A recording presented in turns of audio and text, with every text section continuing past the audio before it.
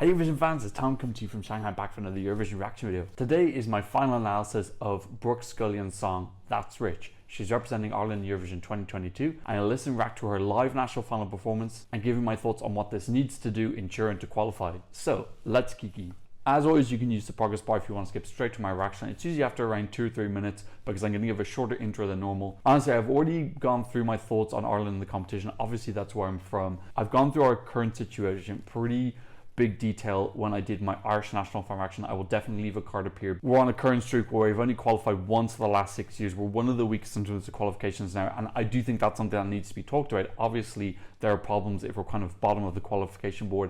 And then I also did a reaction to the final result, which I'll also leave up here, which was my reaction after the final was completed, where I talked about all the acts, but I also talked what I thought about the national final and some of the problems with that. So I'm not going to repeat all that again because people who regularly watch my videos have already heard it before. But yeah, 1 in 7 is just pretty weak. I really like Brooke's song, That's Rich. I have to admit, I thought she was going to do a revamp after the national final. She did what was like a Euro edit. Honestly, I could barely pick out what the revamp was. So my initial plan was to wait until the revamp and do a reaction to that. But because I don't think there's enough new stuff for me to really have enough to react to, I'm actually going to review to the national final performance, which is the non-final version, but basically sounds pretty much the exact same, because at least I've got something newish to talk about. Otherwise, I'm just repeating stuff I've already said in previous videos. And then at the end of the video, I'll go through what I think this needs to do to qualify, because it's in the semi of death. And it's going to be a tough qualification thing. Tough qualification. I can't think of the word. Task. Task is the best word. Whatever. It's Friday after work. I'm pretty tired. I'm hoping this is not her reprieve. Brooke Scullion, That's Rich, won a number secret bang. Now I know she's changing all the staging. I'm going to go through that a little bit. I'll focus on her vocals though. I think her vocals sound pretty good here. Considering where they are, like this is not like a real super professional setup. I think her vocals sound good. I have to admit now, when I was watching this, I was absolutely crapping it. And when I saw her vocals were pretty good, I kind of relaxed a lot. Because I was like, oh, this isn't going to be Margaret that, what's that song called? Margaret, not Cold as Ice. You know the one I'm talking about, from 2016. I think she's giving good attitude here. There's not huge amounts of choreography. I think they're probably going to add in a little bit more, especially since some of the competition for this is going to be Spain, which is choreographed very, very well. They don't need to worry about Spain in the semis though, which is good. Now the pajama thing, I know that she's getting rid of. I think there were a couple people who weren't mad on that idea. She's already said she's not going to keep that, so we don't need to worry about the pajama staging. I'm not sure if I'm adding to like kind of, I think that's maybe appealing to a younger audience, like very, very young. But I think she does really well. She's moving around a lot. Her vocals aren't suffering because of that. We saw it with last year with Roxanne. She was moving around a lot and her vocals were totally compromised. I think Brooke's got a real fun personality. I think she's genuinely like a fun, bubbly girl. And that's why this song fits her. So the performance is realistic. Now, I think there's the weak part in the song. This talking part, it sounds a bit dated Keisha, I always say it wrong. So I think this is the bit where they do something like really fun or new with the staging. Oh, this is a reprieve.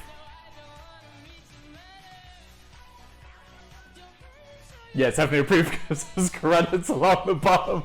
Okay, it's... Okay, here's a little bit of choreography here.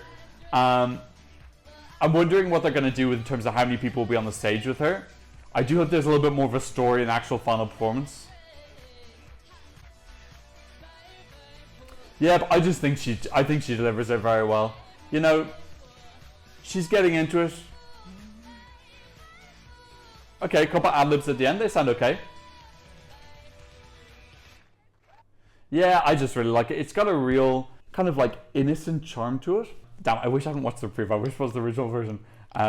Anyway, I think this song has lots of strength. Look, if you saw my the song selection, this was my favourite by an absolute country mile. Just really, there was nothing close to it. So I'm really, really glad it was chosen. One small concern I have is it does feel a little bit to me that there wasn't the same work after the show that I was kind of hoping for. I was hoping this was going to get a lot of jazzing up with the revamp. You look at someone like Albania, so Ronella Hajati, she took the song, which was already a decent song. I thought it was a little bit messy, but a lot of people really liked Secret from Albania already. She took it anyway. She took all the criticism. She went to the Netherlands. She worked with a top Dutch producer. I can't remember his name off the top of my head, but I'm pretty sure it's the same producer who worked on Eva Siemens' Guaya song. And he really just brought that song together and just kind of brought it up a level. And, you know, again, Albania had another great revamp. Ireland doesn't have a history of revamping, which I think is one of the mistakes that you can see in our process for a Eurovision song. Especially when this happened early February, there's been absolutely plenty of time to seek out a pretty decent producer. I think this is something they need to budget for. I know that they have, I don't know what the exact number is, but I know that around 360 or 70,000 euro was spent on Your Man in 2016. I don't know what that money was spent on. That song was awful. The guy used to be on Westlife. I don't know why I always do this crab thing when I can't think of stuff. Nicky Byrne. I have no other figures to work with. I'm guessing it's a number similar to that. I think a certain budget of that should go on revamps. Taking the song, sending it to these like really international level producers and just saying, look, can you just give this an extra level of production quality? Just bring it up a level. I'm not saying the song is bad at all. I really like the song. I've downloaded this. I am listening to this currently. It's probably sitting at my 12th, 13th.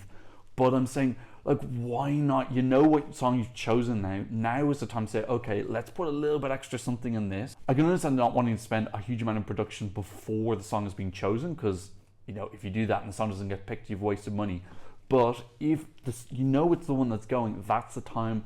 Go wherever you need to. If you know, go to Sweden or the Netherlands or somewhere like that. Get a really, really good producer. There's good producers in the UK as well, and give it an extra layer of quality and luxury to the song. A couple of new ideas that really just brings it up a lot. I think that's something that we need to start doing. I don't think we've ever had a revamp, and that's a bit. I think it's fine if you're coming top 10 all the time. Fine, don't go for revamps. We don't do revamps, but then they also come top 10 the majority of the time.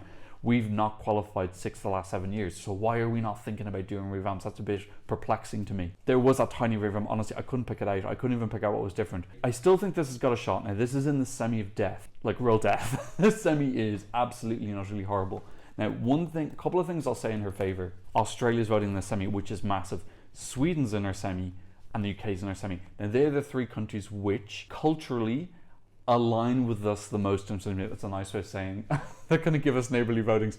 Australia's not exactly a neighbour, but you know what I mean. We have very large cultural overlap with those 3 countries. We listen to the same type of music, and they do tend to vote for us, and I'm definite those 3 countries will respond to this. On top of that, it is also in the second half, which is also beneficial. Plus, the song which I think is most similar to it is Spain, and that's already in the final. Israel's also a little bit similar, although Israel's probably a little bit more sassy, kind of electronic, whereas this is maybe feels a little bit tiny more grounded. Probably is not going to be as overly dramatic in its presentation. And Israel is in the first half as well, so hopefully they'll be distance apart. So those are the positives going in its favor. I also think Brooke is a really fun performer. I think she really sells the song, and the song does feel like it really fits the image that she's putting out, which is this kind of like fun, happy-go-lucky girl, very bubbly, just very sweet personality. So that's a lot of strength, and you know, I think that is important when someone sees a performance like this. They want to believe it feels authentic to the artist. That's going to bring it to life a little bit more. But let's be real, this second semi-final is so difficult. If we look through the big names who are in this, Sweden's definitely taking qualification spot, Poland are, Estonia are, Czech Republic should, Cyprus aren't definitely, but they've got an amazing 6 qualification streak. Australia's got a great song. Azerbaijan, we don't know what their song is, but they've also they've only non-qualified 1 time. Finland have got a quality band with a good song that has a lot of following. Israel have that 5 qualification streak now. I don't think that song is super strong, but we do have that 5 qualification streak. Serbia's got something really out there that could come last. It could also do very, very well and come top 10. So already there's 10 there. Plus you got Belgium to deal with. Georgia might come up with some real wacky, crazy staging. They qualified as surprisingly in 2016 when no one expected it, also with Nika Kucherov. So that's not impossible either. San Marino's got Achille Laro. My point is there's loads of people fighting in the semis, and there's definitely going to be 2 or 3 good songs that probably should be in the final that aren't going to be.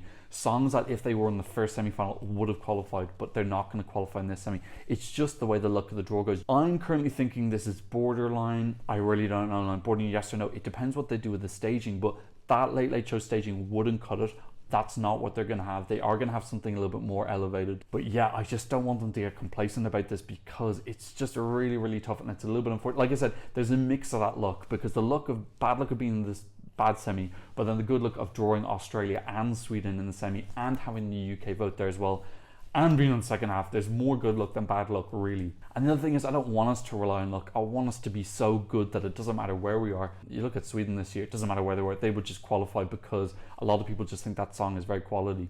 What does she need to do? Look, the performance, I thought her vocals sounded fine. Look, I wouldn't say she's the strongest vocalist in the world. I thought they're absolutely not adequate for the song. It's not a big belting ballad. It is a fun pop song with a, she doesn't need to have amazing vocals for it. It's going to come through in staging. The staging needs to be really fun and bouncy and bubbly, like Dorado's 2018 level of fun that just really puts a smile on people's face. The official music video is kind of like this rolling vignette of visuals with her in that blue pink kind of retro lighting. I kind of like some of those ideas. I do think that's going for more kind of like a sleek editorial look. I think probably they need something that's a little bit more fun, appealing to a younger audience, like something with something that happens, not just cool looking visuals. I think like an event to happen during the song, or a moment that kind of like people start speaking about. I'd like the performance to be dynamic. Maybe, she starts off with maybe on her own, and then people are coming in and things are changing, that type of thing. She starts with 2 dancers, and then another 2 comes in, and then they do something rips off, or they do there's a big reveal of something eventful. Let's have a look and see how this is doing in the odds. This is currently sitting in 36th place, which is not good. Now, the odds at this point are not always set in stone, because obviously no one's seen the rehearsals yet, but generally you want to be sitting a little bit higher than that. Do roughly correlate with how well received the song is in the community. Now, people have liked this, but people aren't looking at it as a winner. We don't want to win. We just want to qualify. The priority this year is just qualifying. In the Eurovision app, this is doing a little bit better. It's sitting at 24th. The Eurovision fans do tend to favor these type of up-tempo female bops. They always do better than normal. We saw last year, Cyprus was number 3 in the Eurovision app, and I think came 16th or so. And then we also had San Marino was up in the top 6 of the Eurovision app as well, and also didn't do as well. So we know that there's that history there. So that worries me a little bit that it's only 24th on the app. I'd want a little bit higher. I don't want to be all negative because I think Brooke's got a really good shot, but there has to be a level of really high quality decision making, which, based on the revamp that I've seen, they aren't demonstrating yet, but there's still time for them to demonstrate it with the staging. This staging needs to be 2018 levels of quality. 2016 wouldn't cut it, 2017 wouldn't cut it, 2019 wouldn't cut it. They just did not work. They need to buck the trend that they have shown in recent years of staging decisions if this wants to go through. It's definitely got a shot. It needs to be fun, it needs to be memorable, and maybe a bit risky. Just feck it, just go for something risky. Okay, look, that's what I think about Brooke's That's Rich. Please let me know what you think in the comment section down below, and thank you so much for watching. I'm seeing you in another version reaction video very soon. Goodbye.